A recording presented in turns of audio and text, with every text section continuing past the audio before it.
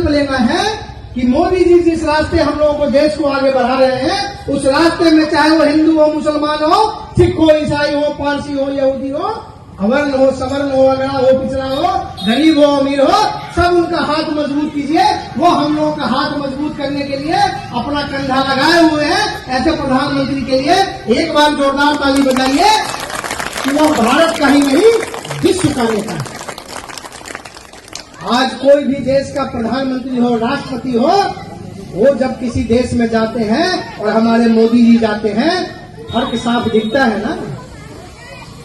कल फ्रांस के राष्ट्रपति भारत आए, किस किस लोगों को यह बात पता है?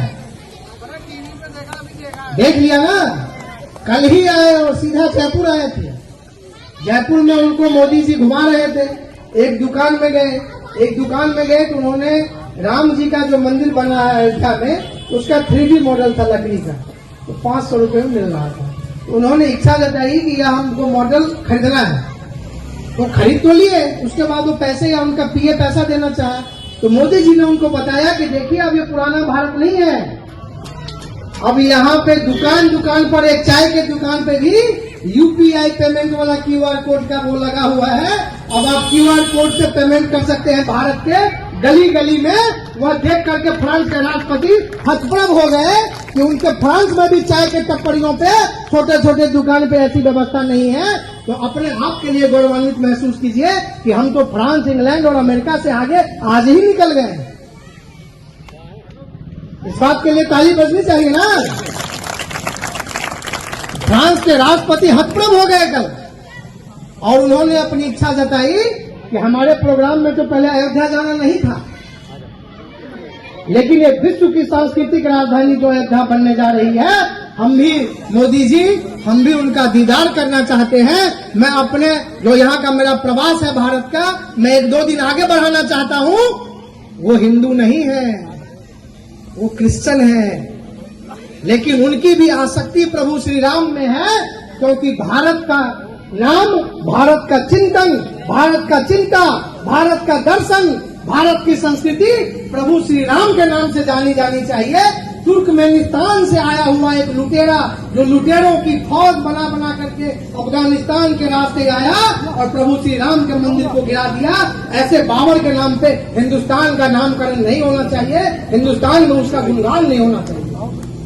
ऐसा हम नहीं बोल रहे हैं, ऐसा फ्रांस के राष्ट्रपति बोल रहे हैं कि मैं भी प्रभु श्री राम के मंदिर का दीदार करना चाहता हूं। कि पूरे विश्व में अगर मर्यादा पुरुषोत्तम होने का अगर सौभाग्य किसी को मिला, किसी के नाम के पहले मर्यादा पुरुषोत्तम जुड़ा है, तो विश्व में हर एक समाज का में अगर आप ढूंढेंगे तो एकमात्र प्रभु श्री राम मिलेंगे। ऐसे प्रभु श्री राम को हम हिंदू, मुस्लिम, सिख, ईसाई में नहीं बांटना चाहिए। वह तो राष्ट्र के धरोहर है, उनके नाम से भारत, भारतीयता, भारत की संस्कृति और भारत का अध्यात्म जाना है।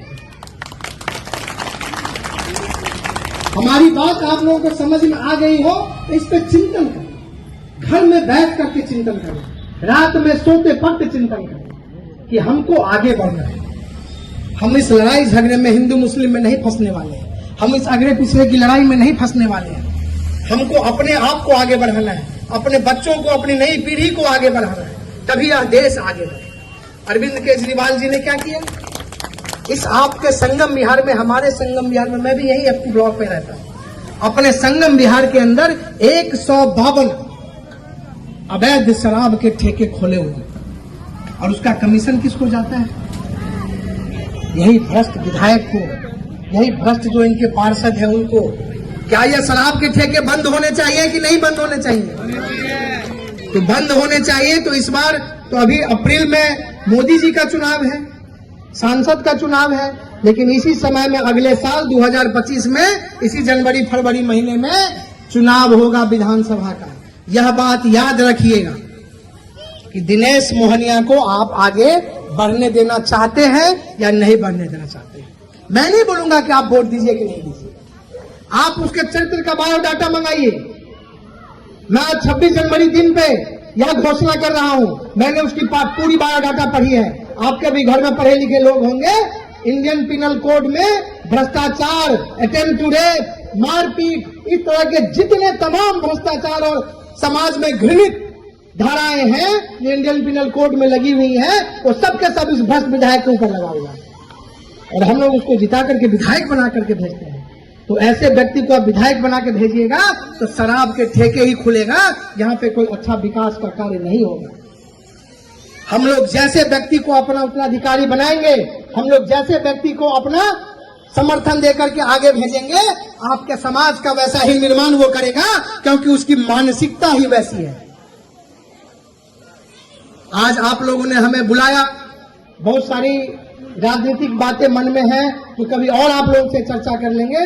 आज 26 जनवरी का दिन है, तो आज कुछ ज्यादा बातें नहीं करते हुए, आज तो भारत माता के दिवस है, आज तो भारत पर्व है, तो आज भारत पर्व में हम लोग खुशियां मनाएं, अपने अपने घरों में हर्षोल्लास के साथ आज भारत जयंती मनाएं और दोनों मुट्ठी को बीजे, अपने हाथ को ऊपर उठाएं और मेरे संग बोले, भारत माता की, भारत माता की, वंदे वंदे, सियावर रामचंद्र की, सियावर रामचंद्र की, अयोध्या राम लला की जय हिंद।